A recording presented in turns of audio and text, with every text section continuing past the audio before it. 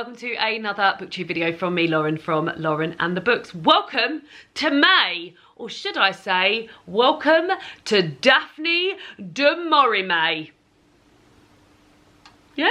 I think Daphne Du Maurier is a much better title than Little Women, as I've previously done. So for the past few years, I've done myself a little sort of reading month challenge where I've read books by a particular author, normally a sort of an older, more of a classic author, I would say. I've done June Austen, I've done Little Women, as I said. Last year I did Agatha Christie.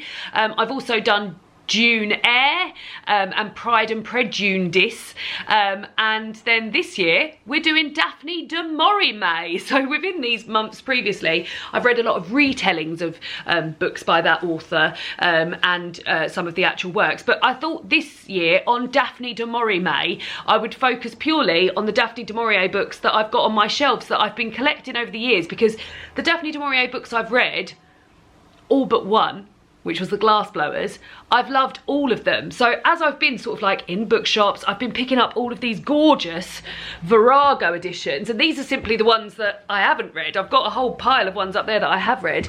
And I thought the focus of the month would be for me to read some of the books, the Daphne Du Maurier books on my shelves. There will be some other bits. I've got 2 non-fiction books, I've got 1 retelling.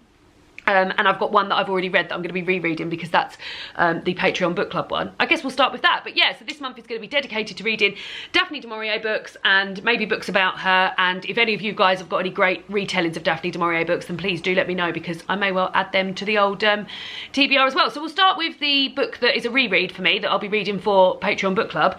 There's plenty of time to join Patreon book club if you'd like, by the way. We will be discussing this on the last Sunday of May, which is, this is very much like a Patreon book club video because I never know the dates. Here we go.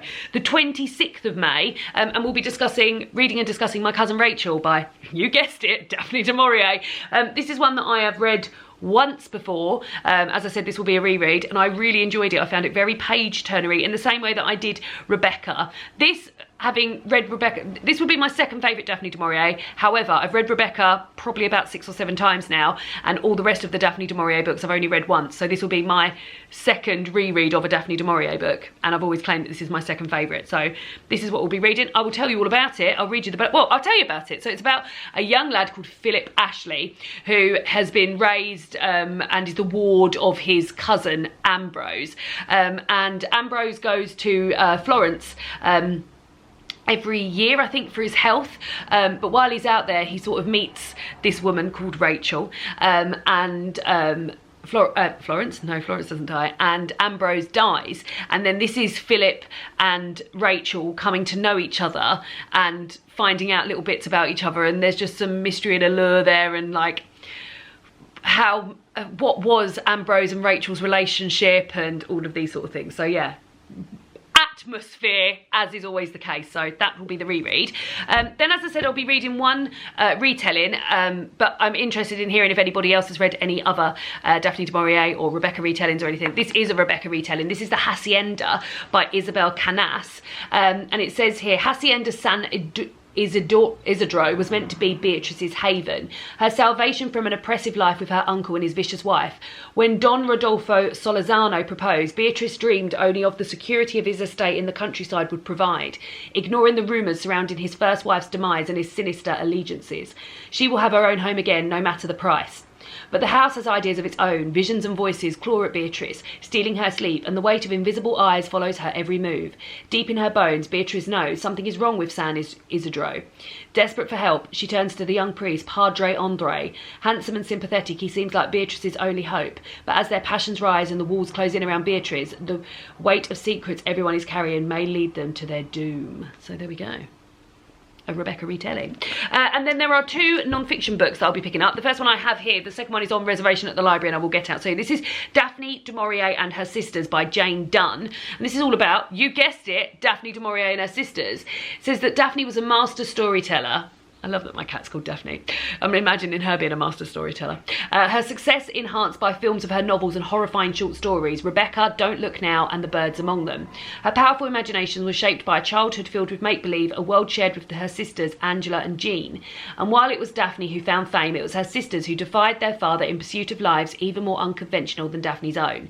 The hidden desires of the Du Mauriers are here revealed to be as complex and engrossing as those of any character created by Daphne herself. So interested to hear not just about Daphne, but about her sisters.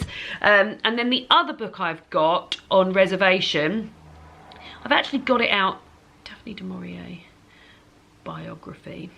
Right, it's called Manderley Forever, and it is a biography of Daphne Du Maurier by Tatiana de Rosnay. And yeah, it plays homage to Daphne Du Maurier, the writer who influenced her deeply in this startling and immersive new biography. A portrait of one writer by another, Manderley Forever meticulously recounts a life as mysterious and dramatic as the work it produced and highlights Du Maurier's consuming passion for Cornwall. So there we go. So I'll be reading that as well. And then the real highlight of the month, I guess, is the fact that I'll be reading some of the books that I've bought myself or been bought for Christmas presents and birthday presents, because everyone knows how much of a Daphne Du Maurier lover I am. Just to let you know, the Daphne Du Maurier books I've read have been Rebecca, My Cousin Rachel, Jamaica Inn, The Scapegoat, which is another really good one, The Birds, Frenchman Creek, and The Glassblowers. Oh, and Mary Jane. I didn't love The Glassblowers or Mary Jane, but the rest of them I very much enjoyed. But I've got here 3 novels and 3 short story collections. And I believe I've dipped in and out of Breaking Point, but I don't think I've read it from start to finish. I also had The Birds. I don't know where that is. Oh, it's because I've read it. It's up there. That's why. So let's start with the novels. So I've got The King's General, which was published in... Oh God, look how many books she's had. I mean, she's had a whole host. Which was published in 1946. And it says here, on her 18th birthday, Honor Harris meets Sir Richard Grenville. He is proud, reckless, and utterly captivating. They have a rare connection, and with her beauty and sharp wit, she intrigues him too. But days before their wedding, tragedy strikes, and Honor must reconcile herself to a life alone. 15 years later, war forces Honor to shelter with her sister at the Cornish estate of Menabily. There she meets Richard, who has risen through the ranks to become a general in the King's army. With all of England in turmoil, Honor must draw on her courage to save Richard's life and defend her country. Interesting. Very interesting. This is one I've always been very excited to read, and now is the time. I think this is probably where I'll start. This is The House on the Strand. This was published. This is like sci-fi-ish, you know. Published in 1969. And it's told from a male's perspective, which is sort of doesn't happen very often in... Oh no, I'm saying it doesn't happen very often. It also happens in My Cousin Rachel and in The Scapegoat. So I feel like majority of the books are about women. But yeah, this one's told from a male's perspective. When Dick Young's friend, Professor Magnus Lane, offers him an escape from his troubles in the form of a new drug, Dick finds himself transported to 14th century Cornwall. There in the manor of Tywardreath, the domain of Sir Henry Champernowne, lots of lovely names here, he witnesses intrigue, adultery and murder. The more time Dick spends consumed in the past, the more he withdraws from the modern world. With each dose of the drug, his body and mind become addicted to the other world, and his attempts to change history bring terror to the present and put his own life in jeopardy. Also exciting, isn't it? So yes, a bit of sci-fi. Now this is The Loving Spirit, which I believe to be Daphne Du Maurier's first book. Just see if that's, yeah, so this was first published in 1931. I remember Mercedes reading this and not loving it, so I sort of feel like this will maybe be popped at the old bottom of the pile if I get through everything else first.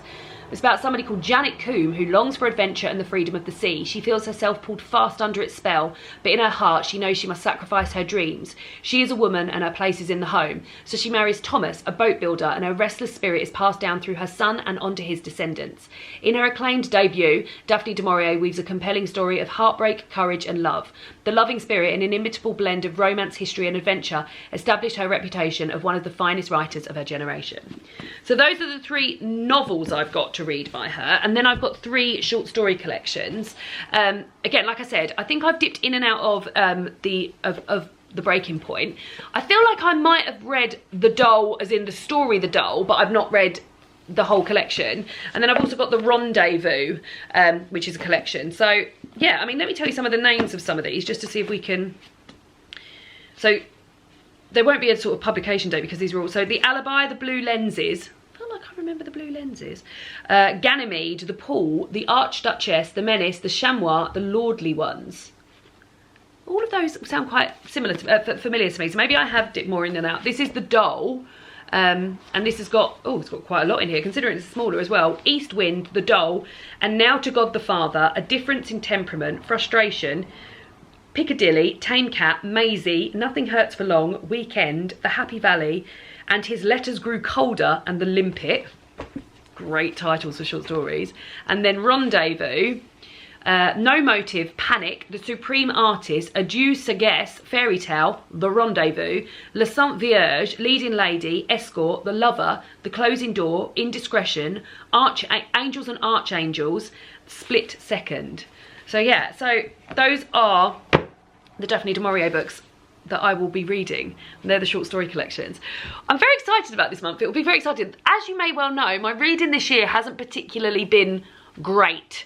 I haven't been reading like many, if any, no 5 stars. So I have read a few 5 stars, but they've been rereads. So nothing that I've read new to me has been exciting to me. So although My Cousin Rachel is one that I'll be revisiting, and I'll also be revisiting the audiobook of Rebecca because I love it very much.